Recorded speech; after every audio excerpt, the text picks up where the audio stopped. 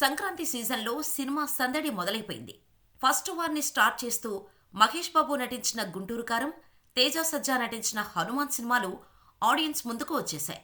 ఈ సినిమాల్లో రిలీజ్కు ముందు గుంటూరు కారంపై అంచనాలు ఎక్కువగా ఉన్నాయి, కానీ ఆ అంచనాలని తారుమారు చేస్తూ డిబేట్ టాక్ స్ప్రెడ్ అయింది. పాజిటివ్ మౌత్ టాక్తో హనుమాన్ మూవీ దూసుకుపోతోంది. టీజర్ రిలీజ్ నుంచి ఇండియన్ సూపర్ హీరో వస్తున్నాడు అనే మాటని ప్రమోట్ చేసిన మేకర్స్ లో బడ్జెట్తో కూడా సూపర్బ్ క్వాలిటీ విజువల్ ఎఫెక్ట్స్ చూపించి పాన్ ఇండియా హిట్ కొట్టాడు. యునానిమస్ పాజిటివ్ టాక్ రావడంతో హనుమాన్ సినిమా థియేటర్స్ కూడా పెరిగే అవకాశం ఉంది. ఈ మధ్యకాలంలో ఇంత క్లీన్ హిట్ టాక్ ఏ సినిమాకి రాలేదు. తెలుగు రాష్ట్రాల్లో మాత్రమే కాదు, హిందీ బెల్ట్లో కూడా హనుమాన్ సినిమాకి సాలిడ్ రెస్పాన్స్ వస్తోంది. ఓవర్సీస్లో ఈ సినిమా మేటి గుంటూరు కారం ముందు కూడా రాక్ సాలిడ్గా నిలబడింది. నార్త్ అమెరికాలో గుంటూరు కారం సినిమాని డే 1 కలెక్షన్స్ విషయంలో హనుమాన్ బ్రేక్ చేసింది. గుంటూరు కారం డే 1 నార్త్ అమెరికాలో 400K వరకు కలెక్ట్ చేస్తే హనుమాన్ $500,000ని దాటేసింది.